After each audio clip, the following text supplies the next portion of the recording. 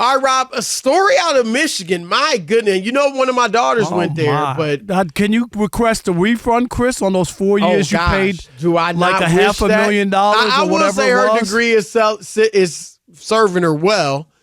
She's doing great. But, yeah, man, I mean, this is bad news. Uh-oh, here comes from Michigan. Rob G., give us a summary of what's going on there.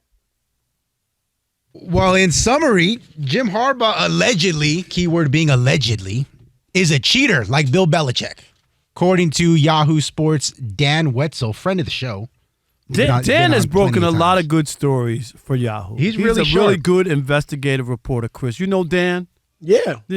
He's a really good. He breaks a lot of stuff for them. And you know he's based in Michigan. Okay. Yeah. Right. So according to Wetzel, we live down the block from each other, actually, in Southfield. Go ahead. The NCAA is currently investigating Jim Harbaugh's Michigan Wolverines football program for allegedly sign stealing. According to Wetzel, 2 of Michigan's opponents this season told Yahoo Sports they became aware that Michigan knew their play signs. And now, while sign stealing isn't necessarily illegal, the way that it's being reported is that they had staffers at other away games, not at Michigan games. And that is wrong. That part is illegal. Yes. That's the part. Yes. Exactly. Teams try to steal signs during games. But you can't send a staff just like in baseball. Right. So, but when you're sending a staff to another game. You're trying to cheat. Yeah, that's a blatant cheat. It is exactly what remember when the Patriots a few years ago in Cincinnati. Right. We're trying to do. They did it, and people said, well, what do they need help with Cincinnati and the Bengals? What people didn't realize is Bill Belichick hadn't faced that coach, Chris, so he had nothing on him. It was a new coach, and so he was going to get new stuff to find out what they do. That's exactly what it was. So the exact story is allegedly they had people attending games of future opponents as well as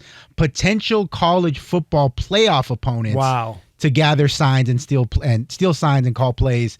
If this is true, the Wolverines would have violated an NCAA bylaw prohibiting off-campus in-person scouting of future opponents in the same season. Again, if it's not a team you're playing that week, you are not allowed to send staffers to scout them. And what do we hear? Have we heard anything from Harbaugh? We have heard from Harbaugh. Harbaugh denies it. Do we have sound of it? No, he issued a written statement. Okay.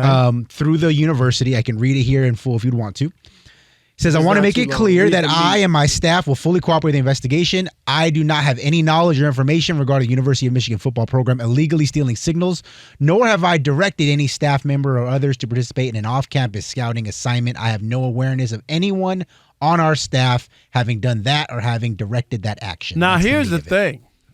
You know, when you say that, plane tickets, how'd they get there, you know what I mean? Like, there's got to be some sort of paper trail if they're going to games. Right. You're not sneaking in over the fence. And I'll say you gotta get. How did you get in? Or how did you get there to these games?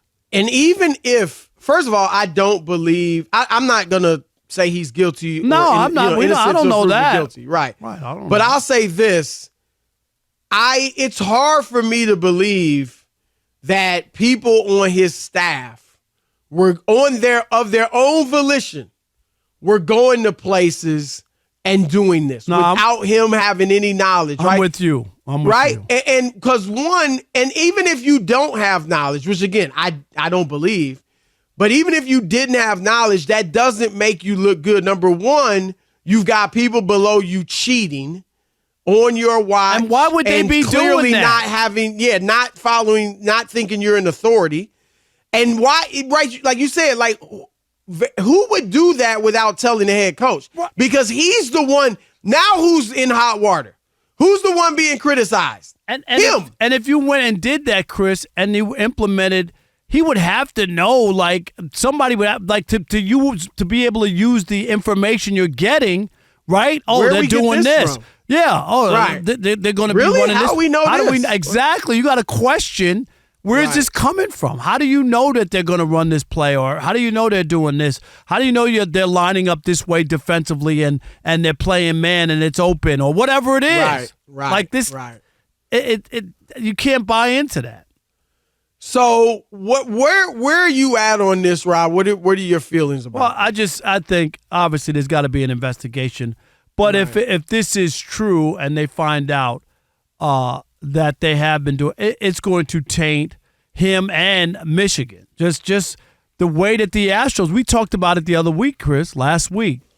They're never going to get their full due. And Michigan, we thought, turned the program around, right?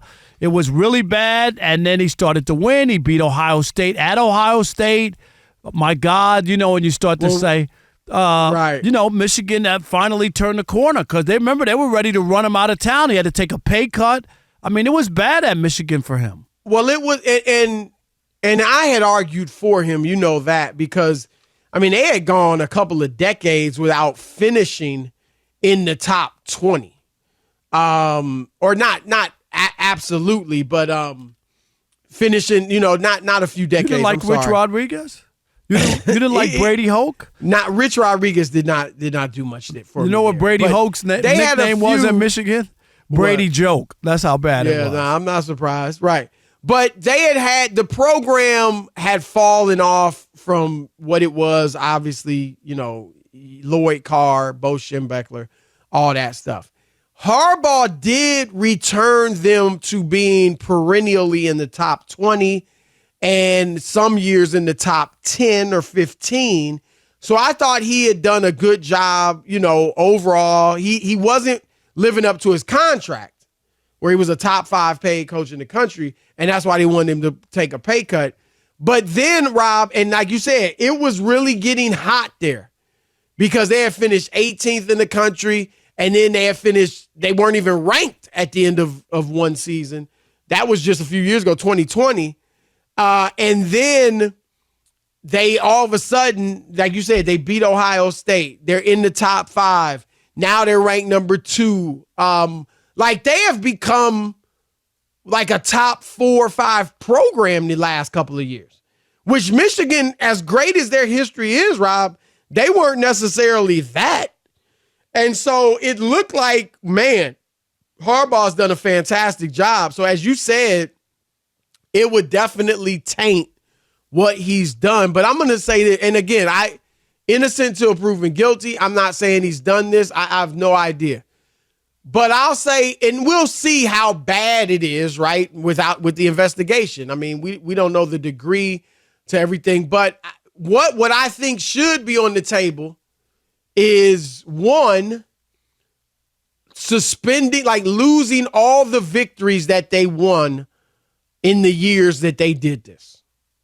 So if they've done this the last 2 years, those victories are wiped from the ledger. No, I mean, and two, I think I don't know how soon the investigation will be completed, but if soon, he should be suspended for the rest of this season. He already missed the first 3 games because of some minor stuff, but he should be suspended for the rest of the season. And next year should be on the table too, depending on, how bad this thing is. Oh, yeah. I agree. If they really find out and they have evidence, Chris, and these staffers were at these schools or whatever, and they can prove, like, why are they there? What are they doing? You know what I mean? And you could figure it out, piece it together, then they should throw the hammer at them. It's just you can't have it. These are blatant breaking of NCAA rules. Right. That's bad. And the thing is this, Rob, and I get it, it's a little different college versus pro, but all of these guys are top-level athletes. The teams they're playing are top-level, particularly if they get to the playoff. And the difference between, like somebody might say, oh, well, they know their science. That's huge. It's huge. Rob, the difference between, not winning a playoff game and winning the national championship is minute. Chris, I always point people to like the 100-meter dash in the Olympics or World Championships or whatever you want to call it. The difference between winning gold and finishing off the medal stand is very minuscule. It's tenths of a second, a couple of tenths of a second. And that's generally the difference between world-class athletes. And so any little advantage you get is not fair. We talk about it all the time, Chris. It's just like hitting in baseball. If you know what's coming, dude, that's half the battle. Absolutely. I don't care how hard he throws it. If I know for sure I could dig in on a fastball and it's not going to have a bend in it, I got a way better chance of hitting it. As a player, right. Now, to the average, that wouldn't matter to me and you. Right. But to a major league hitter, absolutely. I know a fastball's coming. Like you said, that thing is, I got a better, right. I got to guard against him throwing some breaking stuff or a curveball. That's what I got to guard against. No doubt. So this is big. It's unfortunate because they were having a great year, are having a great year. And, as you said, Rob, it looked like he had really turned him around. And this is going to taint it if indeed it is true.